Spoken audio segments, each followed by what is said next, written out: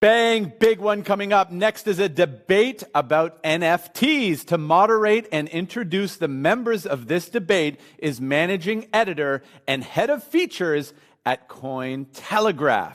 With an MA in political science and classical philology, she is a passionate communicator promoting innovations, translating them into simple language, and helping visionaries be heard. Put your virtual hands together for managing editor and head of features at Cointelegraph, Kristina Cornèr. Kristina, the stage is yours. Hi, everyone. I'm Kristina Lucrezia Cornèr, and we are here at BlockDown conference for an exciting debate about NFTs. And we have here with me EllioTrades, crypto YouTuber, and a co-founder of an NFT platform, Superfarm. Hi, Elliot. Hi, thanks for having me. You will be, I suppose, today NFT beer, no? Okay, joking. So here we are, Edmund Schuster, professor of corporate law and finance, I suppose in some different, interesting, serious institutions. And also famous no coiner. So we have here today a very interesting situation talking about NFTs in the context of a more general picture of the economics, finance, and law.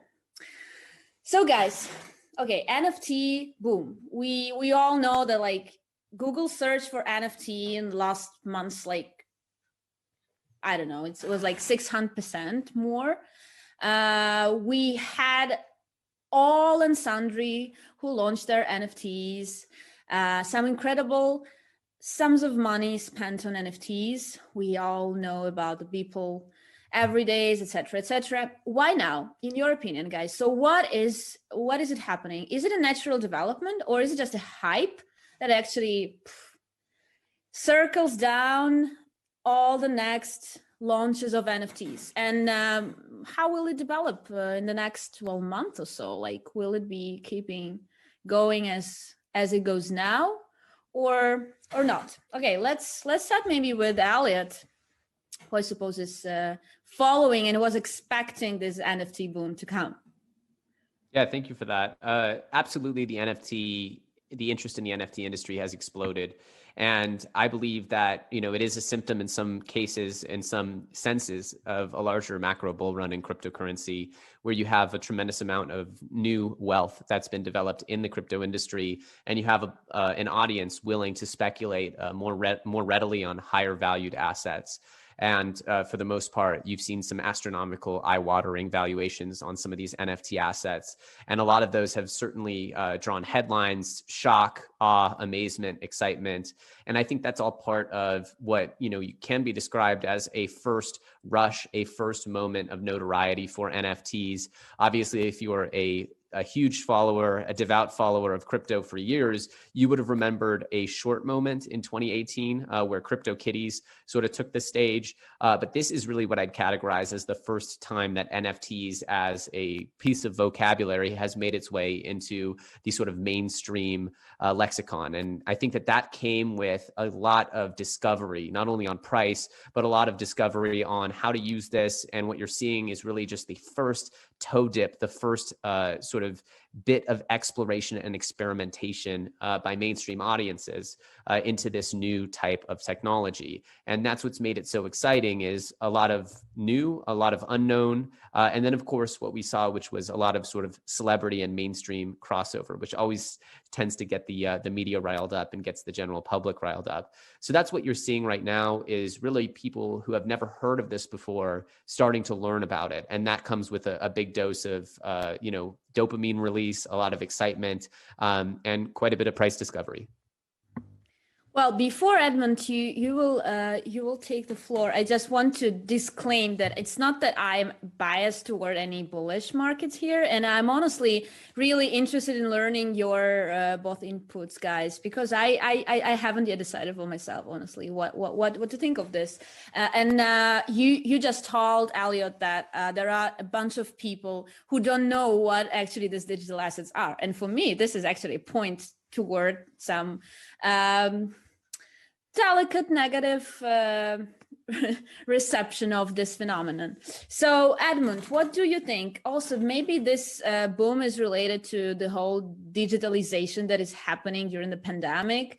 Do you think it's a hype? Do you think it's something natural? And well, how do you evaluate what's happening in the markets now? So, I mean, Kristina, you asked earlier where this market is going over the next year or so.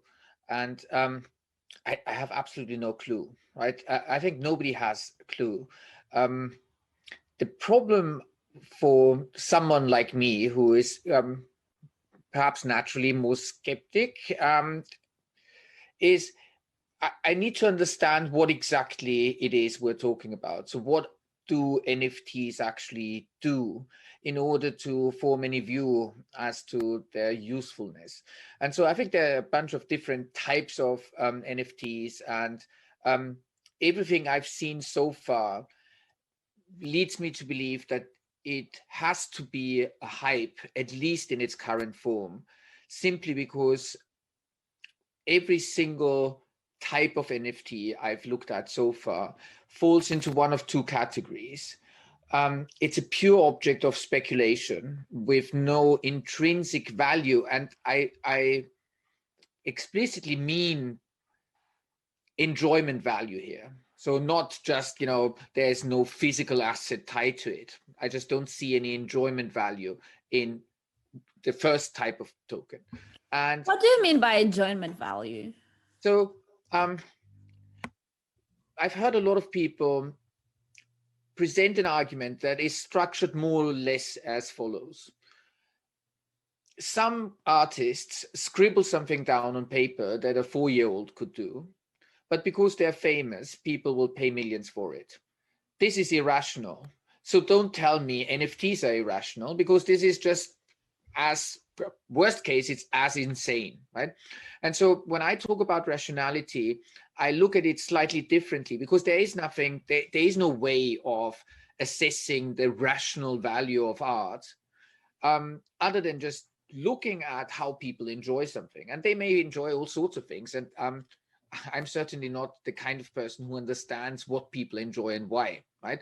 I think there is some research on that, but I think very few people can claim that they fully understand that. So that's not what I'm talking about. What I'm talking about is, if you ask people what they want from that token, what the NFT actually gives them, it's very rare that you get a coherent answer. And that is true for the kind of token that is kind of metaphorical ownership of some form of art. And then there are other types of NFTs that have a more readily understandable utility. In-game assets, tokens that are connected to electronic, downloads, music, Kings of Leon or something like that, right? The NBA stuff, where you have ultimately some legal rights, some legal relationship, or sometimes a quasi-legal relationship. And the NFT is part of that ecosystem. And I think there's nothing wrong with that. It's just that what makes me worry about this market is simply that there's no technical reason why we would need NFTs for that. Every single example I've seen, it's fairly obvious how you can use non-blockchain solutions to achieve exactly the same.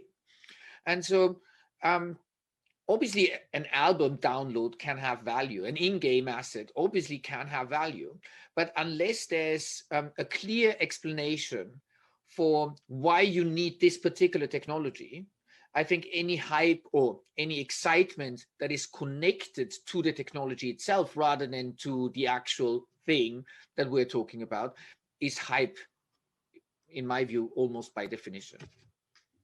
I like your point about like this rationality behind, in my opinion, more or less everything that is related to finance is like imagined order. And then it's actually us who attribute value to everything that is happening in the markets.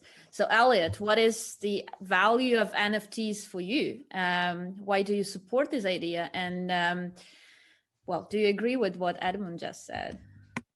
Yeah, I think what's really important to understand is that with any hype or any period of increased attention that happens so exponentially, there's going to be irrationality.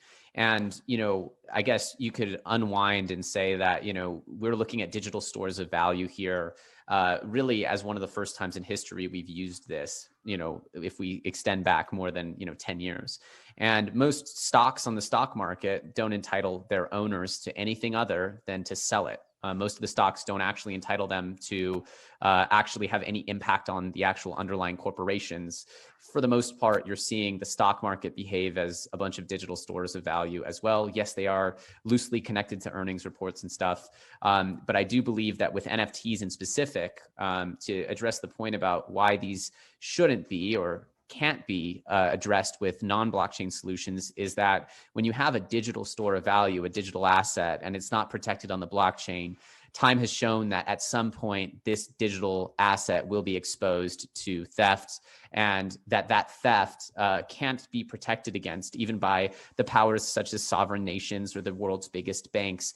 Information cannot be protected without really a decentralized network to enforce that protection and to ward off bad actors. And so that's why the blockchain is so critical. And as we look to store more and more important assets within this digital space, which is undeniable as a trend, to try to deny sort of digitization, I think is a weak argument. So over time, we have to concede that we're having more and more digitization across our lives. And in this world, what we're looking to create here with NFTs or crypto in general is the concept of property rights in the digital age, and property that cannot be taken from you and can be uniquely possessed by you, as is commanded by the code. And hopefully over time, smart contracts and code will become more intertwined with real legal systems. We can discuss that probably a little later down the debate. But right now, what we're looking at is the first time that you can truly protect and own an asset in a native digital space. And so while there might be a chance to replicate some of these activities in a non-digital space, the value of knowing the security that comes with the blockchain adds to the speculative value. And just to unwind again, digital stores of value are everywhere around us. And I have to agree with Edmund. I'm not an art collector, so who am I to really judge what people do or don't pay for art? In fact, there might be an art collector of contemporary art who looks down upon a modern art collector and doesn't value it. Within the art world, there's certainly no clear rules of the road as to what something should be valued. But I think it's really important to underline what Edmund said, which is that when assets have utility, and that programmable utility in the blockchain space just continues to grow and blossom over time, that's where you see the speculative value. That's what people, I believe, are buying into, is the programmability of the assets, the unique, authenticated, time-stamped ownership, that capsule in time, which can't be authenticated and proven in non-blockchain solutions quite the same as it can within a blockchain solution. So that's where I think you're seeing the speculative value creation, is within the true ownership, within the digital programmability. And of course, what you're seeing is just the beginning, really the beginning of this experimentation, which comes with its own value, right? This first wave approach. So for you, potential financial return is the basic motivation for investment in NFTs. It's not the idea of like ownership over collectible or exclusive token. It's more about financial return. I wouldn't say that was the summary of what I said. However, no, it's the last point. No, it's undeniable that people are speculating, and that's nothing that I think should be denied. People are speculating, and they do, I think, at one point want to sell them. Just like when they buy a baseball card, they're speculating on the value. They're not buying it for its raw material value, and I think that that's normal. However, I also think that for example, there are a lot of ecosystems where the NFTs are actual access cards and unlock different features and parts of platforms within the crypto space. And that's where you're starting to see people actually buy them for the benefit, not for the collectible value or not for the underlying asset value, but for what they can do with it and for the features they can unlock with it. And that's where things get really interesting for me, and something that has been sort of the focus of the last few years of my life with game creation and platform creation is, what is the higher quality of life that can be accessed for the owner? What is the owner entitled to? And I think that's where things become very, very interesting in NFT land. I mean, Kristina, there was a lot in what Elliot just said. As a corporate lawyer, I cannot not comment on your view of the stock market, right? I mean, it's not true that you are not entitled to anything as a shareholder. Obviously, you have significant both control and cash flow rights. It's true that if you have a huge corporation and you invest a typical, I don't know, you invest your stimulus check or something like that, you're not going to vote out the board of Apple, right? That is absolutely true, but there are very clearly defined property rights attached to the share and corporate law rights that are attached to what happens in a corporation and how cash flows can be distributed to shareholders. So I think that's not true. Now, I think we need to be precise in defining what kind of NFT we're talking about. So if you say there's an access token or there's an in-game asset, anything of that sort, I think my response to that is what you define as, the sovereign blockchain secured ownership is really of no value in that area, because ultimately the value of whatever you buy, the value of your NFT is tied to an ecosystem that you do not control.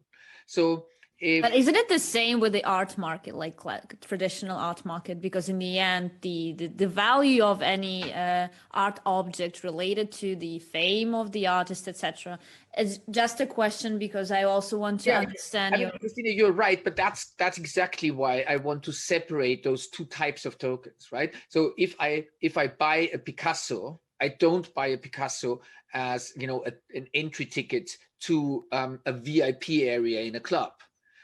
I may do so kind of metaphorically to a certain extent, but it's not that I use my Picasso, right?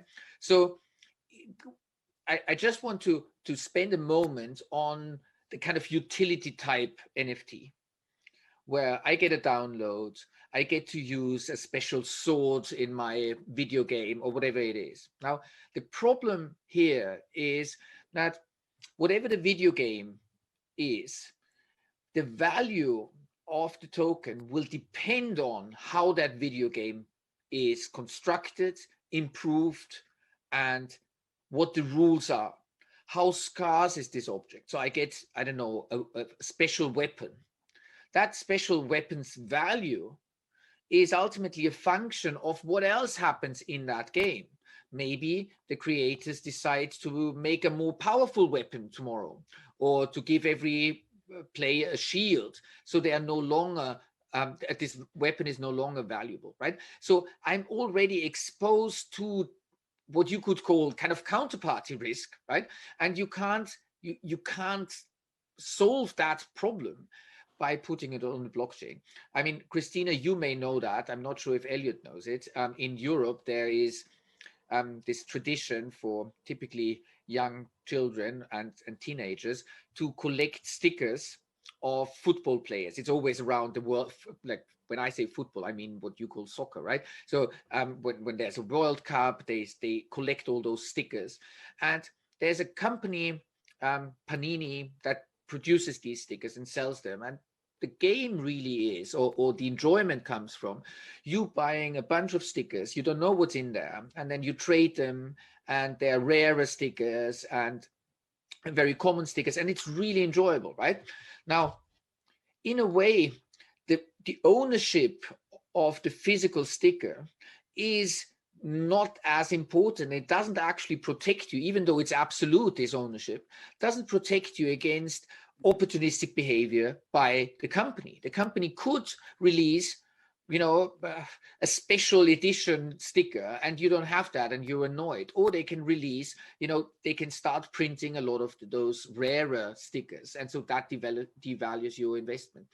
So what that has in common, I think, with these types of NFTs is that you're already exposed to the risk of behavior that you don't expect from the other party.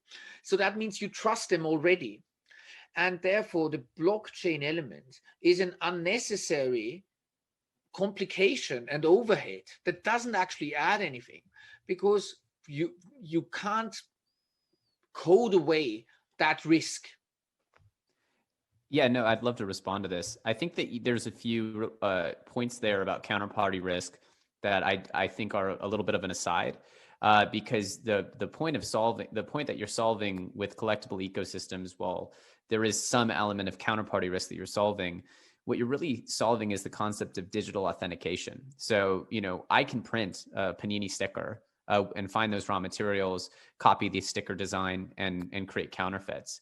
You cannot counterfeit a blockchain asset because it's in the code and it's authenticated in a way that you cannot counterfeit it.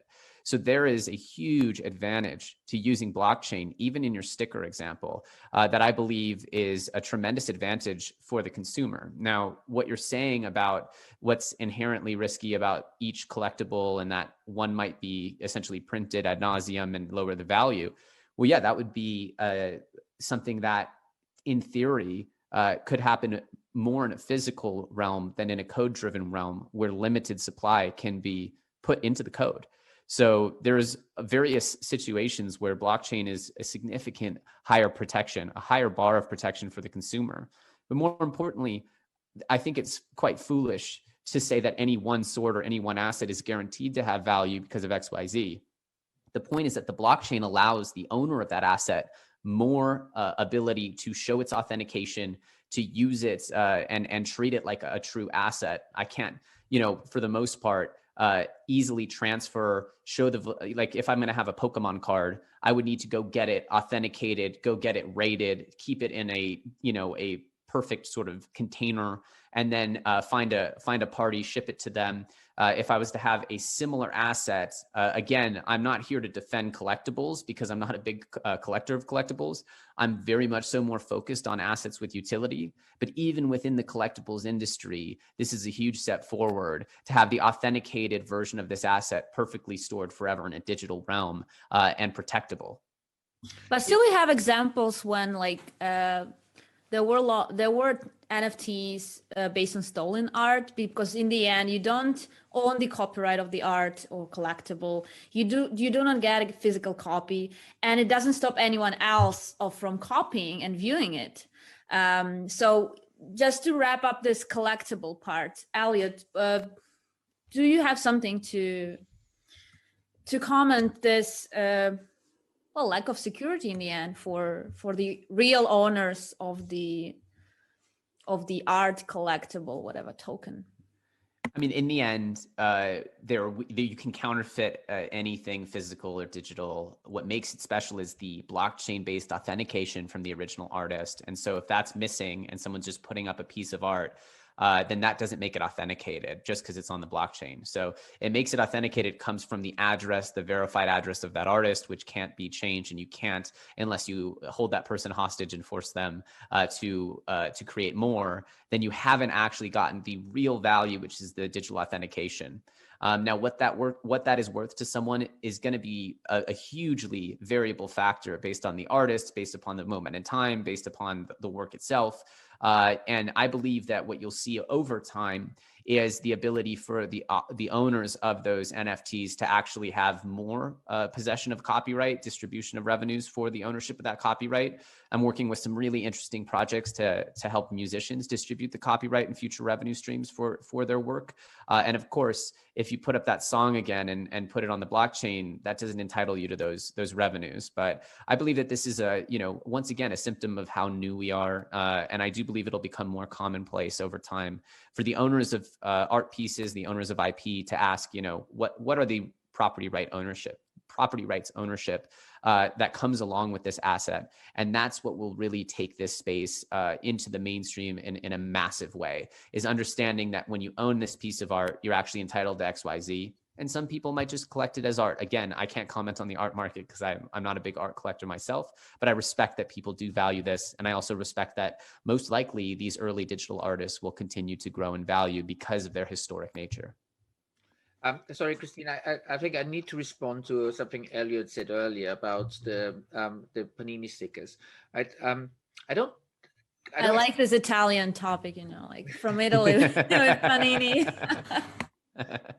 I don't see your point, to be honest. If you say somebody could buy the raw materials and forge those stickers, what you're doing is you're comparing the blockchain solution, the digital solution, with something that exists in the physical world, and there are a bunch of differences there. And I think, whether or not people like it, who am I to judge, right? The question for me is different. The question is that let's accept that people want a digital collectible from a central provider of those collectibles, because, and we've seen that time and again, if you have somebody who organizes the game, these games are more fun, more engaging. Panini is a company for a reason, right? They know how to structure this game. So I think the difference or the reference point is, what else could you do as the central organizer of a collectible game in order to have people enjoy those digital collectibles? And, the answer is a simple database. There's no risk whatsoever of forging if all you do is you have people go through your website and purchase the tokens. You can easily allow a secondary market to evolve, right? We have that in multiple other areas. The only difference would be that these assets are centrally managed and centrally stored by the organizer. Now, is there a risk? Yes, there's a risk that, the typical, crypto fear, the central counterparty will, do whatever. At night, they go in and change the database. But that is exactly my point, right? If you need to trust them to start with, this risk is irrelevant. If you need to trust the very party who organizes the game in order to enjoy your token, then it simply doesn't matter whether you have a blockchain secured version or a database administered by the same people. There is no difference. Yeah, well, I think, Elliot. What is blockchain versus centralized database? Right. I mean, I'm not going to defend centralization here. I'm just going to say that essentially what you're having is a higher quality of life that's accessible by a token owner. And let me explain why. What you have is standard units that actually possess and wrap NFTs. And those standard units are being developed on by a global network of open source contributors, which allow for functionality to come to any of these assets. Now, in your world, you're essentially hoping that each and every behavior that I can do with my NFT based on its, standard code base would then be replicated by each centralized developer, which we know is not going to happen, even if they enable secondary trading. I'm not going to be able to go rent my asset. I'm not going to be able to go get a loan against it. I'm not going to be able to have complex DeFi behaviors with it. And that's because you're essentially going back to a centralized model where you're taking what's fed to you. And is it the case that in this particular sticker example that would be happy for 99% of people? Most likely. But the reason why you're seeing something like a Quid, which is an app for digital collectibles, which are centralized versus, and Panini is actually a member of that and licenses their work to Quid. We're actually partnered with Quid and bringing them to blockchain on Superfarm. The reason why you're seeing elevated price points within the blockchain realm is because of the inherent freedom of ownership that comes with these assets and the speculative value that people are putting on being able to actually take these assets into other facets and do more things with them. Now, am I justifying that some of these cards are going for $2 million in the blockchain space? I'm not a big collector of basketball cards to begin with. So it's hard for me to comment on whether that's undervalued or overvalued.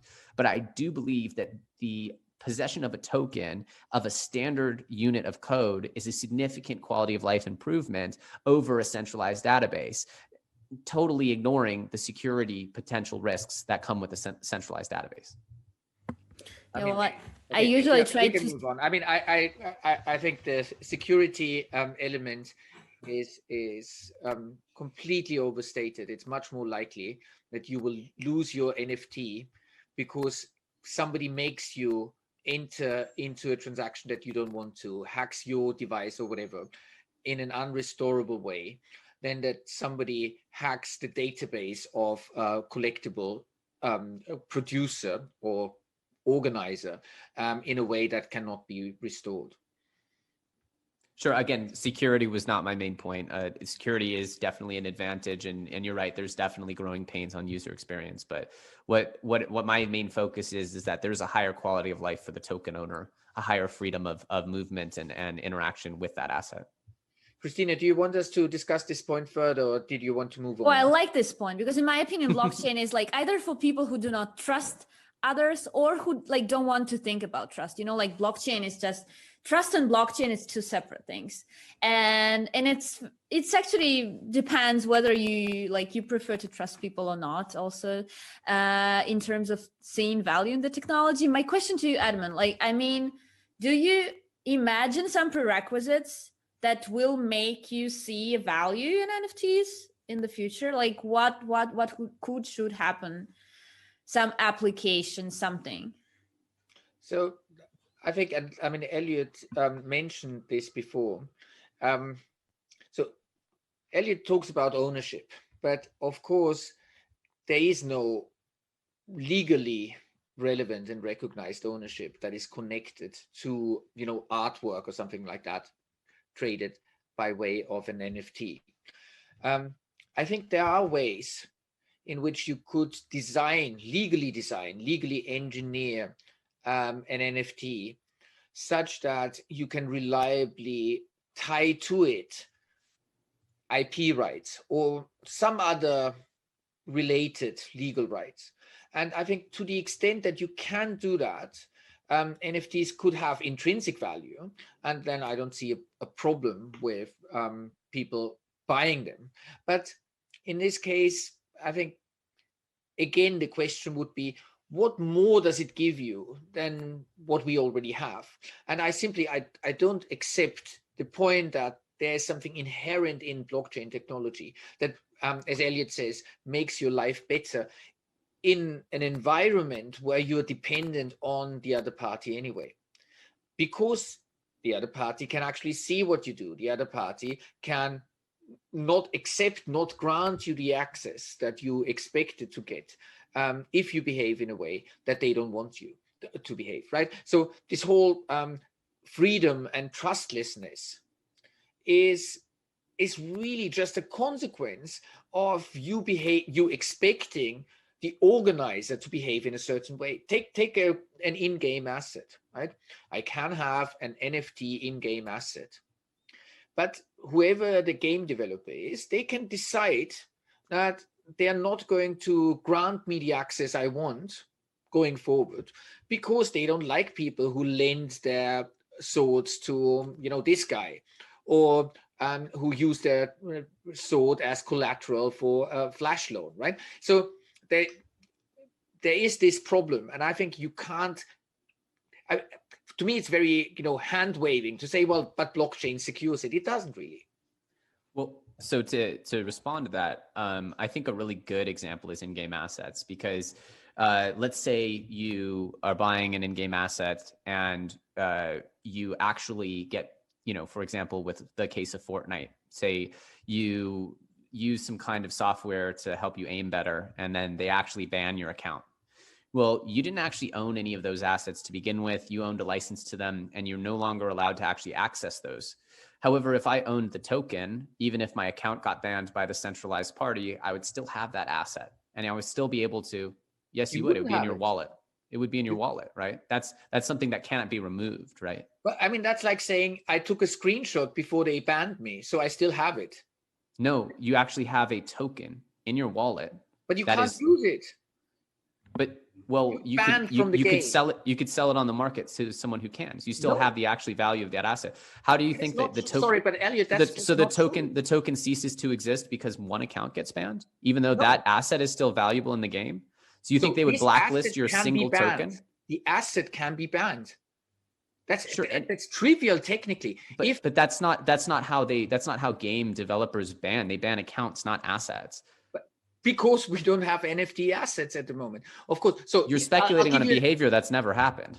I'll give you a scenario. Okay. So you have some bad actor who hacks the accounts of the top 5 players in a new game that relies on NFT assets. Now, these in-game assets are being sold on a platform. And you think that the developer of that game will look at this and say, well, it's a blockchain asset. What can I do? They will just say, these NFTs no longer work in our game. You want them in your wallet? Of course, keep them in your wallet. Just like I can keep my screenshot in my inbox or whatever. But they can't be used anymore. I don't get anything. I mean, quite frankly, Edmund, you're speculating on a policy that I think would be less likely to come into play. If I'm a game developer and someone's cheating in a game or someone gets banned from a game, I am trying to ban that user, right? I'm trying to stop the behavior, which is the cheating. Now, in the event that someone's account gets hacked, most likely they still wouldn't have free flow of the assets because that would be in their blockchain wallet, which is not a direct connection to the account, yet another layer of security. So I think the description of the situation you've given is something I see as a very, very low likelihood, though possible. And I think the much higher likelihood is that the blockchain asset provides a huge amount of financial security for the person collecting these in-game assets, whereas the banning of the account is an outright existential risk for any person who might offend the terms of service. The idea that that game would then blacklist their assets seems to me almost emotional and salty and vindictive more than it is trying to protect the community. And so I think that the game would be very much so more likely to ban an account than to then try to ban individual assets. So in my opinion, this would be a huge protectionary measure for the account holder that would potentially risk getting banned by the game. Instead of your argument here is simply, I trust the game developer not to do this because I would not like it. You have absolutely, I mean, yes, I'm speculating. Of course, I don't know exactly what they will do, but I think you should be taking the position that what the NFT does is it relieves you of that speculation because the other party doesn't even have the power. But now your position is, I just don't think they will do it because it would not be good. And I just don't see the logic behind that. Edmund, do you play games?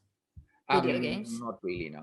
I think it's not fair, Elliot. Like, we are talking about something that is let's imagine some other application of an NFT, something that will, I don't know. Recently we had an interview with David Schwartz, and he proposed this idea that NFT eventually could be applied to all the music and movie content that could permit you, when you lose or just want to unsubscribe from your Netflix, Disney, whatever, you still own a token that is the movie or, I don't know, series that you like, and you can watch it whenever you want. Edmund, will it be something that could convince you to invest into one NFT? What could convince you to invest in an NFT? Look, if somebody were to promise that ownership of that NFT will give me access rights or any other right that I value, right? Of course I'd invest. I mean, if you sell me an NFT and the NFT represents my right to enter the coolest club in London, to go to a theater show or something like that, of course I would buy the NFT. It's just that I wouldn't buy it because I love the technology or I think there's anything special about the technology. I would buy it for the very same reason that I would buy a ticket that is printed on pink paper. Not because I like pink paper, I like what it gives me. I'm not sure actually. So Elliot, the question will go to you, but I think actually there were some NFT applications for like tickets of online events. Yeah. And again, ticketing is going to be huge. What would be the difference between, I had some experiences when my tickets like to a concert or whatever, like was copied by someone, hacked, etc. Ticketing is one of the absolute best examples for an NFT because it completely removes fraud and it gives the venue and the original creator issuer of the ticket access to secondary market sales as on royalties. So it's going to be one of the biggest applications for NFT, and I completely agree here with Edmund that the thing that the NFT gets you is what matters. I do disagree still, obviously, that the in-game assets will get banned because in the end, those assets will make their way to non-banned users, and the game would be penalizing non-banned users who purchase that asset. And I think that it's to me, once you enable the blockchain flow of assets, it's hugely pro player, and that's sort of why we've built this company over the last 3 years. So it's a topic I feel pretty strongly about. However, as far as the actual applications for utility, they're many and varied, and ticketing is a phenomenal example where you can eliminate fraud with easy verification of the asset. You can always check if this thing is legit because you can track it back to the original contract issuer. And then the venues, Mark Cuban's talked about this a lot recently, how he's going to make all of his tickets NFTs because, of course, it protects his venue and his team by getting access to secondary sales with royalties. So it's a huge step forward for the ticketing industry. Yeah, I mean, look, I can see the idea with the ticketing. Again, you have a situation where that ultimately what matters is your relationship with the venue, right, or with the organizer of the event. So you need to trust them, because no matter what the blockchain says, they may still say, I don't like people in, I don't know, gray hoodies, and so I won't let you in.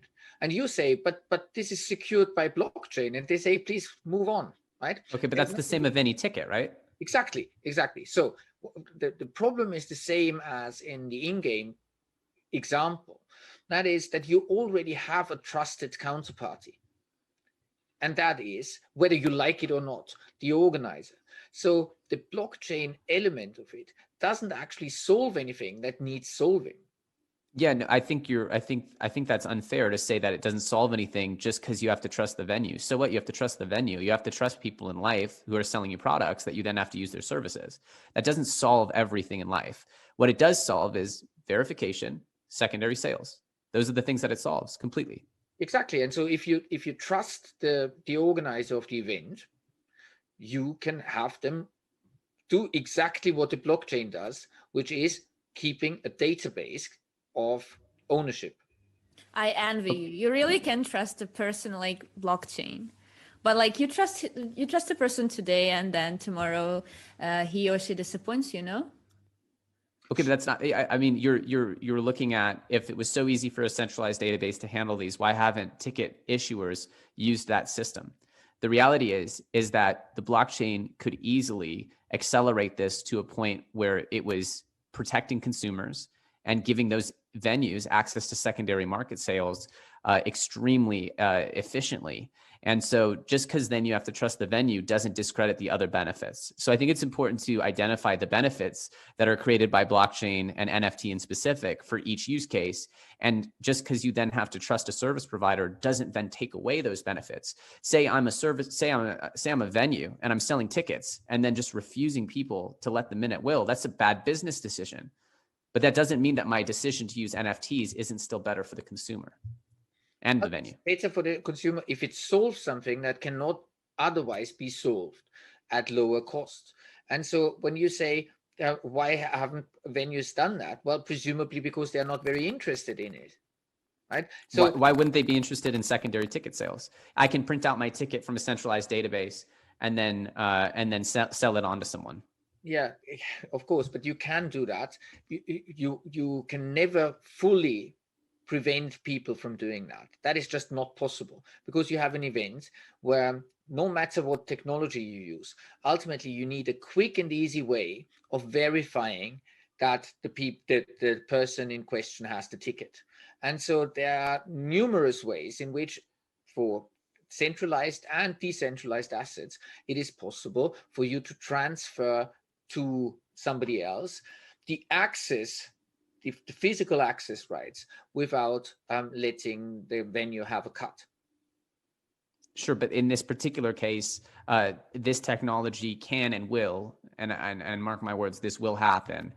Ticketing will get completely revolutionized by NFTs. And it's one of the easiest industries to solve. And I think one of the clearest benefits on both sides for the issuer as well as the consumer. Now, one of the reasons why we haven't seen it in gaming so far is that the benefits to the actual game creators are less clear. And the game creators are making, at the high end, billions of dollars a month licensing digital pieces of art to their users. Whereas, in this particular instance with the ticketing, the benefit is clear because they'll gain access on a fixed commission to the secondary market, and that's what they really, really are interested in. Okay, Elliot, do you agree with the following statement? If I have a centralized database, then one problem with the secondary market is that I could just say to Kristina, here you have my access details, my login for that particular website. And rather than transferring in the database, I transfer to you my access details, right? So I could do that. I could, if the venue says you can transfer the ticket to Kristina, but in order to do so, you need to pay us £5 or $5 or whatever, I could just give her my access details, my login, my password, and then she would have access to the ticket. Now, the very same thing can be done with NFTs, right? I can write. So your solution is to give your login to a stranger. Well, that is not the problem, as you know, with NFTs, right? What do you mean that's not a problem with NFTs? Well, I can have a wallet that only contains the NFT, and I can write a smart contract that allows me a secondary sale of the password to that wallet, without having an on-chain transfer of the token itself. Well, I think now you've just unwittingly underlined a better value for blockchain, which is that on centralized servers, it is almost 100% the case that one person cannot possess two accounts. And so that's because that's usually to stop one person from buying up the whole supply of one event, right? They don't want that. They don't want one person to have undue influence in a centralized offering. And that's a very common practice to stop people from having multiple accounts. Now, a blockchain, you can easily spin up multiple accounts. And so that's a fantastic reason to have a decentralized wallet. So exposure to civil attacks is now a feature. I don't understand. I mean, look at it from the venue's perspective. Venues know exactly what they're doing because they've been doing that for centuries. They have an interest in getting a specific audience in there. They're not maximizing revenue as such. So, of course, yes, they do place restrictions on who gets to buy how many tickets. But the reason for that is that it's very boring to go to, Kings of Leon concert that is populated almost entirely by hedge fund managers. Right? It's boring there. So what do? They price the concert at too low a price to make sure that other people also go there and have fun and make it fun for everyone.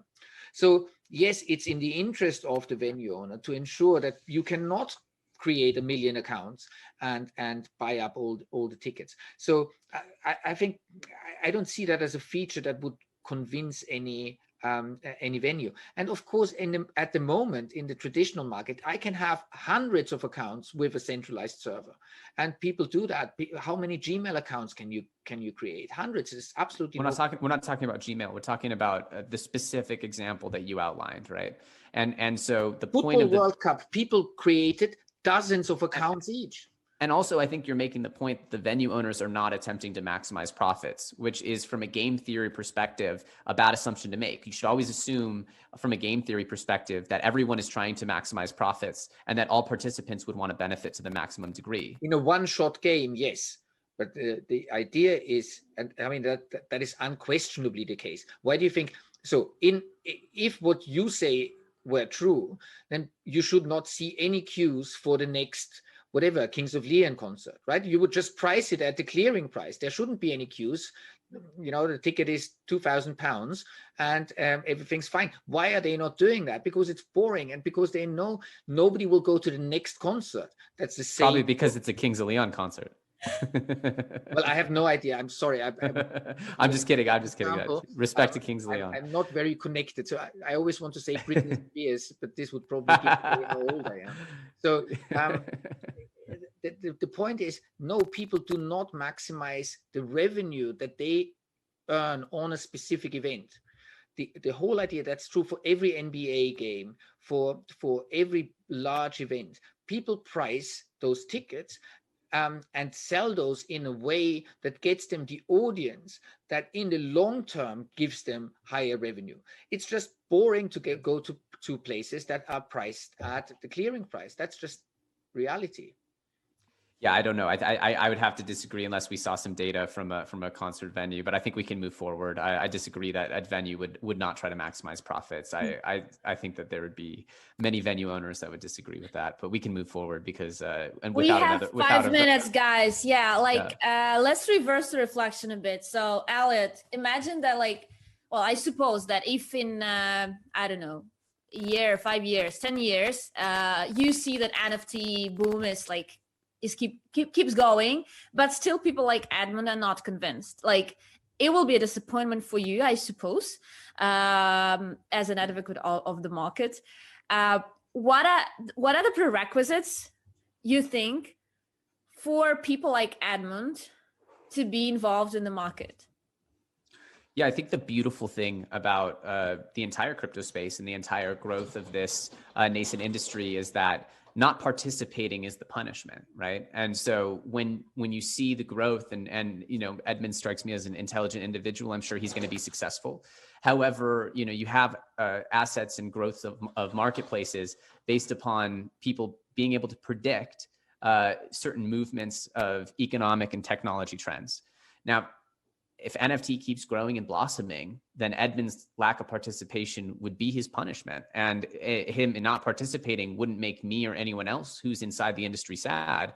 It would just be something that he might want to, investigate himself, right? And say, hey, well, maybe did I miss out on potential upside? Did I miss out on potential access to things that I would maybe enjoy? That's a personal question for Edmund. However, in the end, the disruptive nature of this technology and the higher quality of life, the higher financial quality of life, and the greater access that it provides and security, those are the things that will end up being the benefits for the people who choose to adopt these technologies. And those who choose to overlook them, I believe, will be foregoing not only, access and utility, but also financial gain. And so that's really the disappointment would not be on our part, because we would be enjoying that part. So, whether or not buying right now with extremely, mania prices is not what I'm saying, but I'm saying over the course of the long term, I do believe that you'll see a lot of financial gain, success, and economic activity from this sector, and that it's a very smart thing for people to get involved with. Edmund, if all the people who are around you will invest in NFTs in a year, will you be disappointed, and will you change your opinion and try to invest? I want to be absolutely clear on what Elliot just said. It's not that I would not buy an NFT if it were the right way, the cheapest way to give me access to what I want. That would be ridiculous. I have no emotional attachment to Oracle, right? And I simply don't care. I don't care what back-end software somebody uses when they want to sell me something. I ask myself, do I want or need what they have for me, right? So if I want to go to a concert or to the opera and they want to sell it to me as an NFT, I would make the same decision that I've always made. I will check what the price is and whether it's worth it for me. So I have no particular aversion to buying an NFT. I wouldn't mind, right? When it comes to investing, with a view to making an investment gain, I personally wouldn't do it for the simple reason that I don't think that beyond accessing something that you want or believe other people will want, that there's any fundamental value in there. And so there are multiple assets that you can buy just I can also go to the casino. I'm not doing that because for me, this is gambling, and I can't see the vision that will give those assets value long term without them being tied to any utility that people actually value.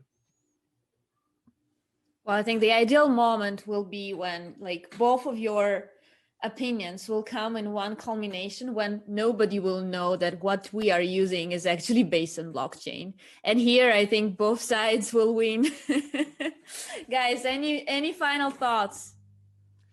Yeah, thank you so much, Edmund. It was really fun debating. I think that it's really early in the life cycle of NFTs, and I think that over time, the benefits will start to show themselves. Again, NFT wasn't a word that anyone knew about 2 months ago. So I think all of this attention has been a big win. And that over time, I sincerely hope that the utilities of these assets really shine. And I think that's where we can agree. Yeah, and I mean, also thank you to you. I enjoy talking about this, and I have to say, after I'm kind of taking an interest in this, I've received so many emails and phone calls from people I know who wanted me to explain it. So I mean, I can confirm that there's growing interest. I just think, if we want a sober discussion about this technology or phenomenon, then we just need to be very clear. What exactly do we expect here? What do we expect when we buy something, an artwork? What's the benefit of using that compared to other technologies, rather than just comparing a world where everyone uses digital apps with a world where nobody uses a computer, and then just say, blockchain is great because it's more modern. And so I think as long as we have this kind of sober discussion, there may well be applications for NFTs that are more engaging for users. And I mean, if that's the case, fantastic. But I think this has to come first. It has to be something that is actually demanded, rather than something that is conjured up primarily as an object for speculation. Thank you very much, guys. That was really a very insightful, interesting discussion. And thank you everyone who watched us. Please leave your comments. I'm really interested in learning, are you NFT bearish or bullish yourself? Thank you very much, and have a great weekend, everyone. Thank you. Bye. Take care.